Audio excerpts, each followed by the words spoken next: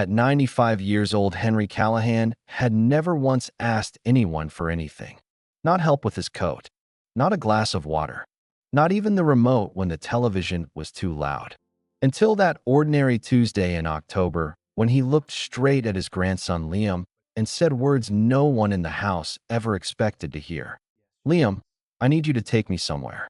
For hours away. There's a statue of the Virgin Mary. I have to go before it's too late." Those words landed like stones in still water. The quiet man who spent his days in a chair by the window had just asked for the impossible. And everyone who heard them knew this was no small request. Before we continue, share in the comments where you're watching from and what time it is there. Let's see how far the miracles of the Virgin Mary have reached. And if you haven't yet joined our family, subscribe now, because here, each day, we witness the tender love and mighty power of the Mother of God. Henry lived in his daughter Emily's house on the south side of Chicago. The routine never changed. He woke before dawn while the rest of the house slept. The pain in his knees and hips arrived first thing every morning like an old, unwelcome guest. He waited for it to ease enough to stand. Then he shuffled to the kitchen in worn slippers. Coffee, chair by the window, silence. He could stay there until evening. His grandson Liam, 20 years old, usually passed through with earbuds in, heading to his part-time job at the hardware store or night classes at the community college. Emily moved around the house, keeping everything running: laundry, meals, bills. Henry watched it all without speaking much. No one in the family could explain one small habit. Every night, without exception, Henry stood beside his bed and stared at a small framed image of the Virgin Mary. A simple print, blue mantle, gentle hands, calm eyes. He stood there a long time, murmuring words too soft to catch. Then he switched off the lamp and lay down. Emily sometimes passed the hallway and heard the low sound. She never asked what he said. Henry never offered. Liam loved his grandfather. Of course he did. But living in the same house does not always mean knowing someone. They exchanged the same few sentences every day. "Morning, Grandpa." "Morning. Need anything?" "No," and that was it. Day after day. Until that Tuesday. Liam came home from work a little after 6. He dropped his keys on the counter and opened the refrigerator. Henry sat in his usual chair. But this time he was not looking at the street outside. He was looking at Liam. Fixed. Serious. I mean Liam. Henry corrected himself. "I need to ask you something." Liam closed the refrigerator door slowly. "Go ahead, Grandpa. I need you to take me to a shrine. There's a statue of the Virgin Mary. For hours from here." Liam set the milk carton down. He turned fully toward his grandfather. Henry's face held the most determined expression Liam had ever seen on him. And Henry was not a man who joked. "Grandpa, for hours by car. You can barely stand for 10 minutes without holding on to something." "I know, but I need to go. Before it's too late." The phrase "before it's too late," coming from a 95-year-old man, carries a weight nothing else can match. It sticks. It echoes. Liam pulled out a chair and sat across from Henry. "Are you feeling okay? Is something hurting more than usual?" "I'm fine, but I need to go. I need you to take me." The tone left no room for argument. It was not a casual wish. It was close to a plea. And Liam had never, 20 years of living under the same roof, heard his grandfather plead for anything. He found his mother in the laundry room folding towels. "Mom, Grandpa just asked me to drive him 4 hours to some shrine. He says there's a statue of the Virgin Mary he has to see." Emily dropped the towel she was holding. "He wants what?" "I'm serious. I've never seen him like this." Emily knew her father. Henry did not ask for things. He did not insist. He did not show need. If he was asking now, and asking this way, the reason had to matter deeply. She walked to his room. Henry sat in his chair, hands on his knees, already looking toward the door as though he had been waiting for her. "Dad, you're not in any condition for a trip like that." "Yes, I am." Emily paused. Something in his voice had changed. It was no longer asking permission. It was stating necessity. "Which shrine?" she asked. Henry took a slow breath. I made a promise over 60 years ago. I never kept it. The room went still. 60 years is not a number. It is a lifetime. Emily looked at her father as though seeing him for the first time. What promise, Dad? That's between me and the Virgin Mary. He closed his mouth, but his eyes were different. Not stubborn, urgent. Emily returned to the laundry room. Liam still leaned against the doorframe. Mom, I think we should take him. What if he gets sick on the road? What if we don't take him and he never gets another chance? That question stayed in the air. Neither option felt safe. Emily looked at the floor for a long moment. Then she raised her head. If you two go, I'll get everything ready. Medicine, water, blankets. You drive slow. If anything feels wrong, you turn around immediately. Deal? Have you ever agreed to something you did not fully understand, simply because someone you love asked? Liam did exactly that. The next morning, he woke at 5. Emily was already up. She had packed a bag like they were heading into the wilderness. Pills in a daily organizer, bottled water, blankets, extra pillows, even a small cushion for Henry's back. Henry sat on the edge of his bed, already dressed. Good coat. The one he wore only for important days. Liam saw it and understood. For Henry, this was the most important day left to him. Getting Henry into the car took time. His knees would not bend easily. Every movement cost him. Liam held his grandfather's forearms, eased him down slowly, fastened the seat belt. Henry winced once, but made no sound. He would not complain. Not today. Emily stood at the door, arms crossed, eyes worried. Liam glanced in the rearview mirror as he pulled away. His mother stayed there, watching until the car turned the corner. The first 2 hours passed in near silence. Liam kept the speed steady, 5 miles below the limit. He steered around every pothole he could see. Henry slept with his head against the window, coat buttoned to the top, hands folded in his lap. Every so often Liam glanced over. The old man looked smaller in the passenger seat, but his face stayed calm. No sign of regret for asking. No sign of pain showing through. When Henry woke, the city had given way to open fields. Corn stubble still standing in neat rows. Big sky. Fewer buildings. The sun sat low and gold on the right side of the car. Henry straightened slowly. He took a breath, looked out, then turned to Liam. I was 32 the first time I went to that shrine.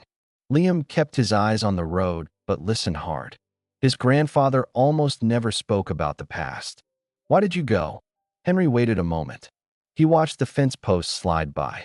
Your grandmother, Eleanor, got sick. Really sick. Doctors did tests. They tried medicines. Nothing helped. They sent her home. Said there was nothing left to do. Liam knew Eleanor only from black and white photos on the hallway wall. A young woman smiling in a summer dress. Emily spoke of her mother sometimes. Always gently, always careful.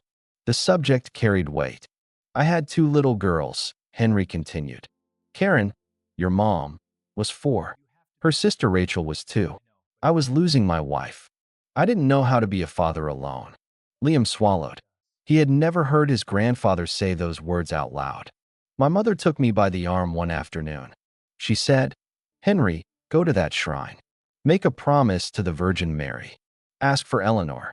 And if she gets better, go back every year to give thanks. Liam glanced sideways. And you went. I went because I had no other choice. When you're desperate, Liam, you do things you never thought you would. Even a man who never prayed before will kneel when there's nowhere else to turn. Henry's voice stayed even, but the words carried 60 years behind them. I drove there on a rainy Saturday. The shrine was small, almost empty. I walked up to the statue, Our Lady of Grace, standing on that stone pedestal, and I knelt right there in the wet grass. I asked with everything I had. I asked them not to take Eleanor. I asked for more time. I said I would do anything. I promised I would come back every year if she got better. Liam stayed quiet. The highway hummed under the tires. Did Grandma get better? Not the next day, not the next week, but little by little. She started eating again. Color came back to her face. The doctors ran the tests over. They couldn't explain it. 3 months later, she was in the kitchen making dinner like nothing had happened. Liam felt something move in his chest. So it was a miracle. I don't know what you call it. The doctors said impossible. Then it wasn't impossible anymore.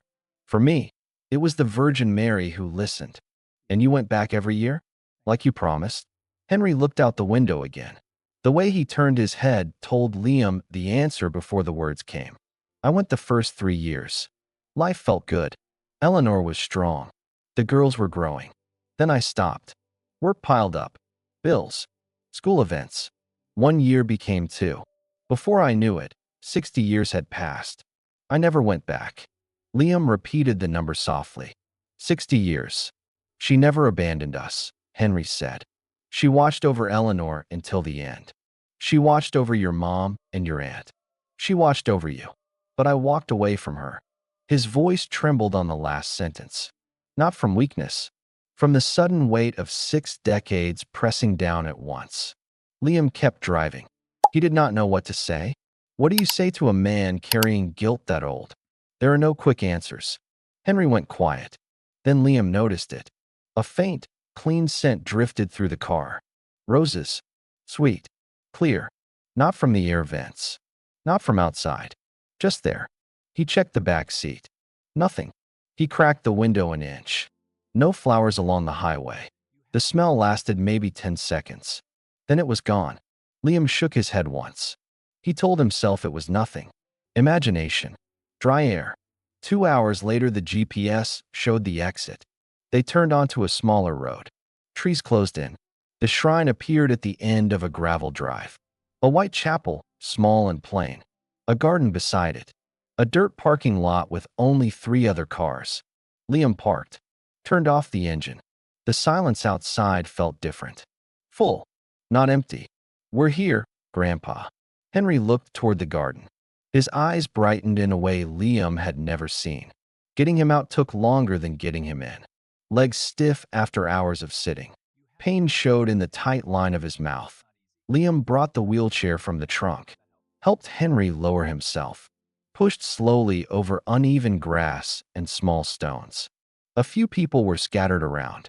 An older woman reading on a bench. A couple taking pictures near the chapel door. No one looked twice at the old man and his grandson. They turned the corner of the garden. The statue stood there. Our Lady of Grace. 6 feet tall on a low stone pedestal. Hands joined. Head tilted gently. Blue mantle flowing to her feet. Flowers planted in a circle around the base. Candles burned low in glass holders. Small notes and ribbons tied to the railing. Signs of people who had come to ask, to thank, to weep. Henry stopped. He stared. Liam waited beside the chair. This moment did not belong to him. It belonged to the man who had carried a promise for 60 years. I remember, Henry said so quietly Liam almost missed it. I remember kneeling right there. In the rain. He lifted a hand. Pointed to a patch of grass near the pedestal. Take me closer. Liam wheeled him forward until they were less than 3 feet away. Grandpa, be careful, stay back. I need a minute. Liam stepped away. He stood a few paces behind. Watching. Henry folded his hands in front of his chest. Raised his face to the statue. His voice started soft. Then it grew. Not loud. Just full. Too big to stay small. I came back, he said. It took me 60 years. But I came back. Forgive me for taking so long. Liam felt a knot rise in his throat. You looked after Eleanor. You looked after my girls. You looked after my whole family. And I promised I would come back every year. I didn't. But I never forgot. Not one day. Not one. His voice cracked. Eleanor is gone. My mother is gone. Only I'm left. I needed to come here before I go too. I needed to keep what I promised. Even if it's late. Even if it's too late. The wind moved through the trees. October sun warmed the garden just enough. A deep quiet settled. Not ordinary quiet. Peace. Liam watched his grandfather's shoulders. They had been tight for as long as he could remember. Now they eased. After a long time, Henry turned the chair himself. When Liam saw his face, he stopped breathing for a second. The eyes were lighter. The lines around them softer. as though something heavy had finally been set down. Thank you for bringing me, Liam. You gave me the chance to do the right thing. Liam opened his mouth. No sound came. He only nodded. You want to stay longer, Grandpa? I do. Liam stood back again, watching. Have you ever felt a peace that arrived without reason? Henry stayed there almost 30 minutes. Then he said, we can go. Liam wheeled him back to the car. Getting in still hurt. But something had shifted. Liam felt it in the air between them. He could not name it, but he knew it was there. Ready? Liam asked. Henry looked at him, smiled. A real smile. One that reached his eyes. The first Liam had ever seen. Ready. The drive back felt lighter than the drive there. Liam kept the same careful pace, but the air inside the car had changed. Henry sat straighter. His hands rested easy in his lap. He looked out at the passing fields like he was seeing them for the first time in years. Then he started talking. Not the heavy words from before. Different ones. Your grandmother and I met at a dance hall on the north side, Henry said. 1953. She wore a green dress. I couldn't dance worth a damn, but she let me try anyway. Liam smiled without taking his eyes off the road. She laughed the whole time I stepped on her feet. Never once told me to stop. Henry paused. His voice softened. Every Sunday she made apple pie. Same recipe her mother taught her. Never missed a week. Even when money was tight, she found a way to get the apples. Liam pictured it. A kitchen he had never seen. Flour on the counter. Radio playing low. A woman humming while she rolled dough. She sang while she washed dishes. Henry went on. Old songs. Mostly Irish ones her father brought over. The whole house filled with her voice. Even when the girls were screaming or the phone was ringing, you could still hear her. Liam listened. He had grown up with photos of Eleanor, smiling in black and white, holding babies, standing beside Henry on their wedding day. But those pictures never carried sound, never carried laughter. Now they did. She would have loved you, Henry said suddenly. Liam glanced over. You think so? I'm sure of it. You're stubborn, just like she was. Liam laughed. Quiet at first, then real. Henry laughed too. A short, rough sound that turned into something warm. Two men who had lived in the same house for 20 years without ever laughing together. Now doing it on an open highway in October light. They reached the house after dark. Emily stood at the door before the car even stopped. She had spent the day pacing, checking her phone, waiting. Liam got out first. How is he? Emily asked before the door was fully open. He's good, Mom. Really good. Emily hurried to the passenger side, opened the door, looked at her father. Dad, are you okay? Henry met her eyes. I'm doing great. Emily froze for a second. She had not heard those exact words from him in years. Usually it was, I'm getting by, or just a nod. Never great. She helped him inside. Liam carried the bag. Henry sat at the kitchen table. Emily brought him a bowl of soup. He ate every spoonful. Another first. Normally he ate half and pushed the rest away. Later that night, Emily went to his room to check on him. Henry sat on the edge of the bed, looking at the small painting of the Virgin Mary like always. But this time he was smiling. Not a big smile. A quiet one. The smile of someone who had finally laid down what he had carried too long. Good night, Dad. Good night, sweetheart. Thank you for letting Liam take me. Emily closed the door softly. She stood in the hallway, took a deep breath. Tears came without warning. She did not wipe them away. She just stood there feeling something loosen inside her chest. She did not know exactly what had happened at the shrine, but she knew her father had come home different. Liam felt it too. He lay in bed staring at the ceiling, replaying the day, Henry's voice breaking in front of the statue, the way his shoulders eased, the scent of roses no one could explain, the laughter in the car on the way back. Liam had never thought much about faith. It was not something he carried, not something he questioned. It simply was not there. But that afternoon, sitting on the bench while his grandfather spoke to the statue, Liam had felt something. Not words, not a voice, just a pull. Something bigger than himself. Something that hurt in a good way. Something that stayed. The weeks after the trip were different. Quietly different. Henry, who used to stay in his chair from morning to night, started moving more. He walked to the front door on his own, stood on the step looking at the street, watched cars pass, breathed the air. One morning, Emily came into the kitchen and found him at the counter, pouring coffee, standing without leaning, hands steady on the pot. "Dad, are you making coffee?" "I know how to make coffee, Emily. Been doing it my whole life." He did not turn around, but she heard the lightness in his voice. The pain seemed less. He still moved slowly, still winced sometimes, but he walked down the hallway without reaching for the wall every few steps. The hand went out from habit. It did not always touch. "Dad, are you taking your medicine right?" Emily asked one afternoon. "I am. Because you're walking better. It looks like it hurts less." Henry shrugged. "Maybe it does." At the next doctor's appointment, the physician reviewed the latest blood work and scans. "Mr. Callahan, the inflammation in your joints has dropped noticeably. Any change in routine? Diet? Exercise?" Henry looked at the doctor. "I took a trip." The doctor raised an eyebrow. "Whatever it is, keep it up." In the car on the way home, Emily glanced at her father. "Dad, do you think it was the trip?" Henry looked out the window, smiled that small, knowing smile. "I think it was the promise." Liam changed too. Not loud changes. Small ones. Steady ones. When he came home from work, he no longer went straight to his room. He sat in the kitchen with his grandfather. Sometimes they talked. Sometimes they just sat. 2 chairs. 2 cups of coffee. No need to fill every silence. 5 weeks after the first trip, Liam walked in and saw Henry holding a rosary. The beads looked old, worn smooth, kept in a drawer for years. "Grandpa, where did that come from?" "Been put away too long. Figured it was time." Liam sat down, watched. Henry moved the beads slowly between his fingers, murmured the prayers right there in the living room.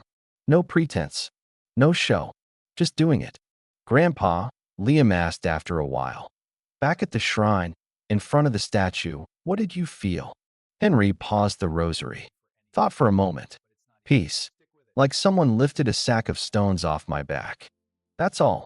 Henry looked at his grandson. "That isn't all, Liam. That's everything. I spent my whole life carrying the guilt of breaking that promise. Standing there that day, I felt forgiven. I felt everything was all right." Liam let the words settle. "Do you think the Virgin Mary heard you?" Henry met his eyes. "I think she never stopped listening, even when I stopped talking."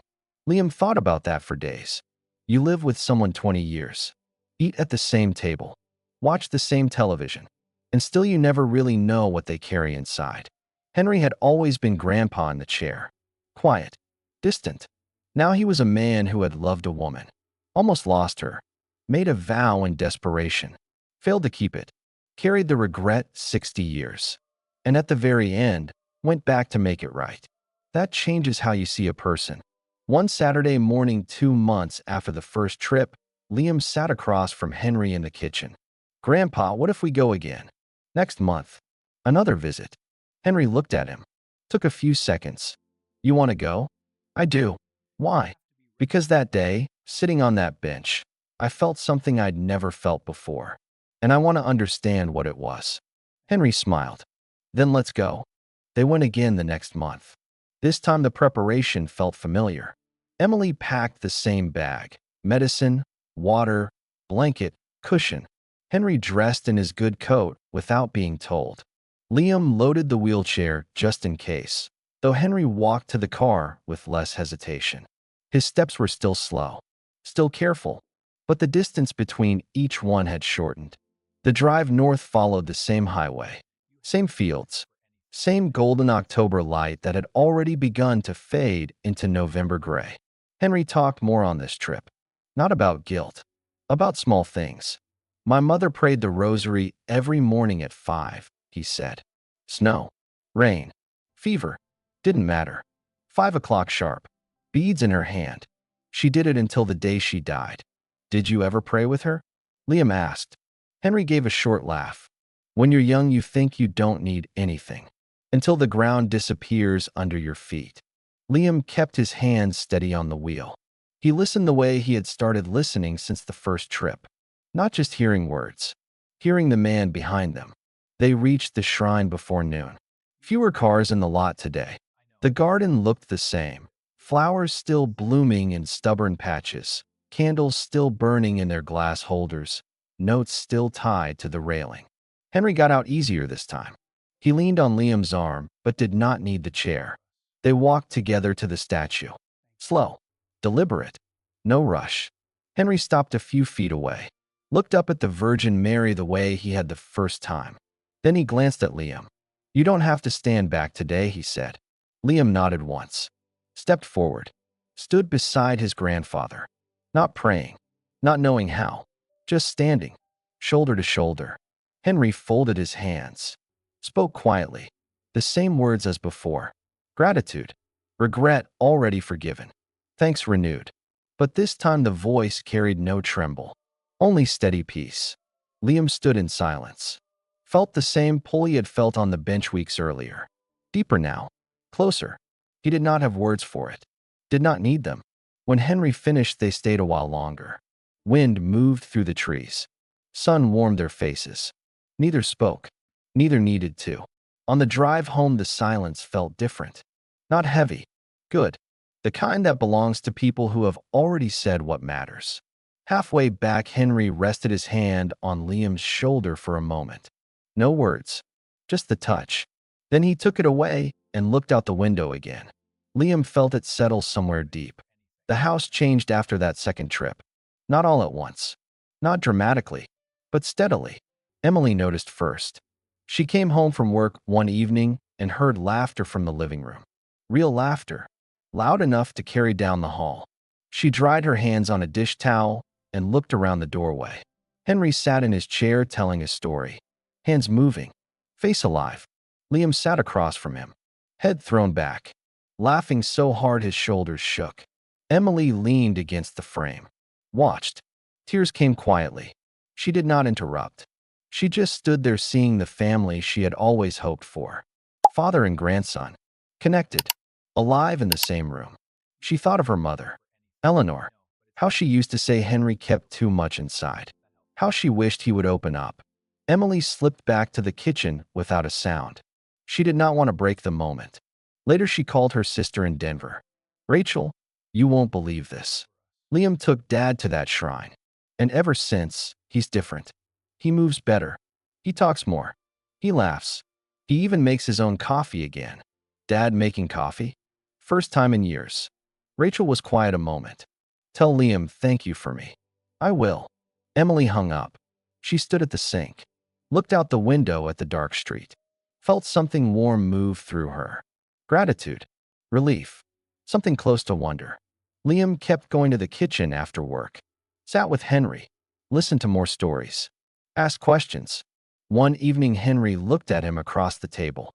"When I asked you to take me that first time, I thought it would be the last thing I ever did. A farewell. Close the chapter. Keep the promise." "Done." Liam waited. "It wasn't," Henry said. "It was a beginning. And the best part? It wasn't just for me. It was for you too." Liam looked down at his hands. Swallowed. "Yeah, I think it was. Your grandmother would be proud of you." The words hit Liam deeper than he expected. Not in his chest. Somewhere lower. Where the things that truly matter live. He looked up. "Thank you, Grandpa. For telling me everything. For the trip. For showing me all this." Henry nodded once. They sat in quiet after that. Two men. Grandfather and grandson. No need to speak. Everything important had already been said. A few weeks later, Liam sat across from Henry again. Saturday morning. Coffee between them. "Grandpa, Saturday we're going again." Third time. Henry looked at him. Smiled that small, knowing smile. "Making up for 60 years. Liam laughed softly. Something like that. Henry went serious. "Josh, Liam, when I asked you that Tuesday, I didn't know what I was really asking. I thought I needed to go alone. To finish something. But I needed you there. And you needed to be there too." Liam felt his throat tighten. "I'm glad I was." Henry reached across the table. Placed his hand over Liam's for a moment. "So am I." They went a third time. And a fourth. Each trip easier on Henry's body. Each trip deeper for Liam's heart. The promise Henry had broken 60 years ago was no longer broken. It was kept, not by one man alone, by two, grandfather and grandson, together. And with every mile, the bond between them grew. Stronger, more real, more beautiful. Sometimes the person who asks to be taken somewhere is actually the one taking you. The third trip came in early December. The air had turned sharp, leaves gone, fields bare under gray sky. Henry dressed in the same good coat. Liam loaded the familiar bag. Emily stood at the door again. This time her worry had softened into something quieter. Trust. The drive felt routine now. Same highway, same turns, but the silence between them carried warmth. Henry spoke of Eleanor again. Small memories. The way she folded laundry with precise corners. How she hummed while ironing his shirts on Sunday evenings. How she always left the porch light on when he worked late. Liam listened, asked questions he had never thought to ask before. Did she ever get mad at you for not keeping promises? Henry chuckled low. She got mad when I deserved it. But she never held grudges. She'd say, Henry, tomorrow's another day. Start fresh. Liam smiled at the road. She sounds like she'd like Mom. She would. Your mother got her patience. And her stubborn streak. They reached the shrine just after noon. Snow dusted the garden in thin patches. Candles still burned. The statue stood unchanged. Blue mantle, gentle hands, welcoming eyes. Henry walked the last stretch without the chair, leaned on Liam's arm only once, stood in front of Our Lady of Grace, folded his hands, spoke the same words of thanks, of return, of peace renewed. Liam stood beside him again, closer this time, not praying aloud, but present, fully present. The pull he first felt on that bench months ago had grown roots. It no longer surprised him. It simply was. When Henry finished, he turned to his grandson. You know why this matters now. Liam waited. Because the promise wasn't just mine anymore. It became ours. Liam felt the words settle deep. I want to keep coming, he said. Even after, he did not finish the sentence. He did not need to. Henry placed his hand on Liam's shoulder. Held it there. Then we will. They drove home through early dusk. Snowflakes began to fall. Soft. Silent. The car warm. The silence good. The house felt alive after that. Mornings carried conversation instead of quiet. Henry made coffee most days. Emily found him at the stove, steady hands on the pot. She no longer asked if he was sure. She simply poured a second cup and sat with him. Liam came home earlier when he could. Sat at the table. Listened to Henry tell stories he had never shared. Laughed at the ones that deserved it. Asked about the ones that hurt. One evening, Emily stood in the doorway again. Watched her father and son at the kitchen table. Henry gesturing with his hands. Liam leaning forward. Both smiling. She thought of her mother, Eleanor. How she always said Henry kept everything locked inside. How she wished he would let it out. Emily wiped her eyes. Slipped back to the sink. Let them have the moment. Months passed. Henry moved with less pain. The doctor noted it again at the next checkup. Inflammation lower. Mobility better. Keep doing what you're doing, the doctor said. Henry looked at Liam in the waiting room afterward. I think we will. Liam kept the rosary his grandfather had given him. Not to pray perfectly, just to hold sometimes. To remember. One Saturday morning, Liam sat across from Henry. Coffee between them. Next month. Henry nodded. Every month we can. They went. Again. And again. Each visit simpler. Each return richer. The promise Henry carried alone for 60 years now lived between two people. Grandfather and grandson. One near the end. One near the beginning. Both keeping it together. And somewhere in that keeping, a family healed. Not with loud miracles. Not with sudden cures. With presence. With return. With love that refused to stay broken. The real miracle was never only the pain that eased. It was the promise come back to life. It was a 20-year-old sitting beside a 95-year-old at the feet of Our Lady, feeling something he could not name, but knowing it changed him. It was a man who once walked away, walking back every month he had left. It was laughter in a house that used to hold only silence. It was connection where distance had lived too long. Sometimes one request, take me there, opens a door no one knew was closed. Sometimes the person who asks is the one leading you home. If this story reached you tonight, pause. Think of the promises you carry, the ones kept, the ones waiting, the people beside you who may need you to take them somewhere. Join our prayer community to the Virgin Mary. People from everywhere gather to pray together. If your heart feels the call, click below. Become a member. Come pray with us. And if you stayed to the end of Henry and Liam's story, do this for me. Comment. Shrine, the place where Henry kept the promise he carried for 60 years. I want to see how many believe it is never too late to go back. Never too late to keep what matters. Write below about a promise you made, a moment of peace you found, a person who changed everything by asking you to go somewhere. Share this with someone who needs to remember. Love waits. Faith waits. Mary waits. Subscribe. Turn on the bell. May the Virgin Mary continue to watch over you, guide your steps, and bring you home, whatever road you travel. Amen.